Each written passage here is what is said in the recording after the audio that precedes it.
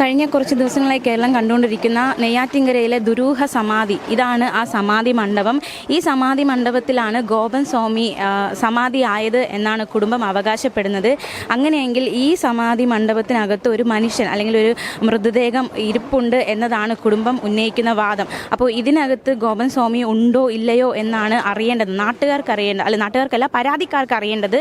ഈ ഗോപൻ സ്വാമി ഈ ദുരൂഹമായിട്ടുള്ള സാഹചര്യത്തിൽ അദ്ദേഹം ഈ ഒരു സമാധി മണ്ഡപത്തിലുണ്ടോ, എന്താണ് അദ്ദേഹത്തിന് സംഭവിച്ചത്, ഈ മക്കളും കുടുംബവും അവകാശപ്പെടുന്നത് പോലെ അദ്ദേഹം സമാധിയായി ഈ ഒരു സമാധി മണ്ഡപത്തിൽ അദ്ദേഹത്തെ ഇരുത്തിയിട്ടുണ്ടോ എന്നതടക്കമുള്ള സംശയങ്ങളാണ് ശക്തമാവുന്നത്.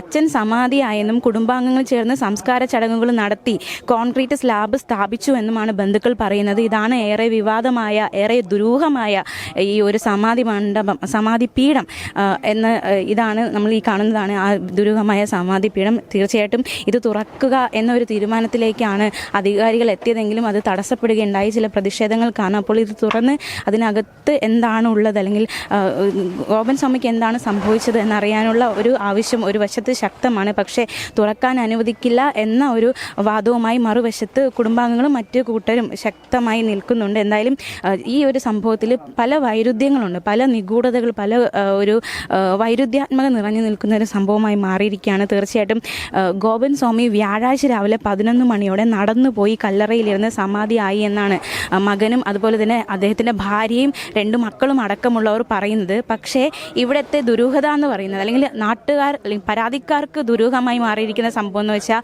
അദ്ദേഹം കിടപ്പിലായിരുന്നു. കുറേ കാലമായി അദ്ദേഹം കിടപ്പിലായിരുന്നു.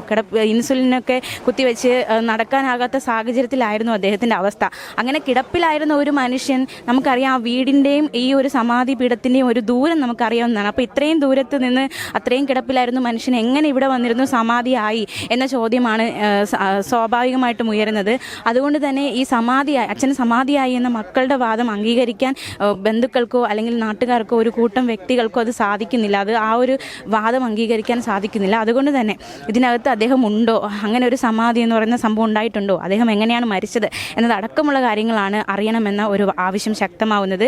തീർച്ചയായിട്ടും ഇപ്പോൾ വലിയ രീതിയിലുള്ള പ്രതിഷേധമാണ് ഇന്നിവിടെ അരങ്ങേറിയത്. സബ് കളക്ടർ ആൽഫ്രഡ് അടക്കമുള്ളവരോട് ഉണ്ടായിരുന്നു. കളക്ടർ കല്ലറ തുറക്കാൻ അനുവാദം നൽകിയിരുന്നു. പക്ഷേ ഈ ഒരു കൂട്ടരുടെ പ്രതിഷേധം കാരണം, കുടുംബാംഗങ്ങൾക്കൊപ്പം ഒരു കൂട്ടരുടെ പ്രതിഷേധം കാരണം കല്ലറ തുറക്കേണ്ട തൽക്കാലത്തേക്ക് ആ ഒരു തീരുമാനം മാറ്റിവെച്ച് എല്ലാവരും അടങ്ങുന്ന കാഴ്ചയാണ് കാണുവാൻ സാധിച്ചത്.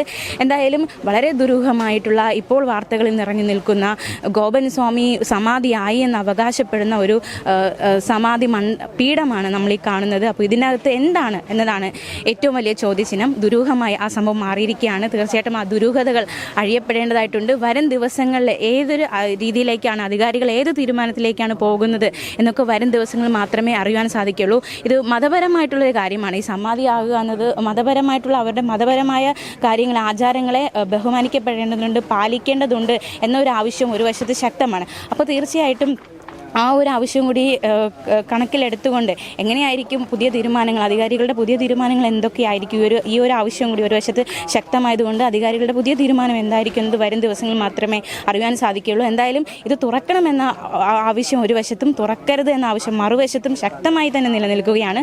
ദുരൂഹമായി ഈ ഒരു സമാധിപീഠം ഇവിടെ നിലനിൽക്കുകയാണ്.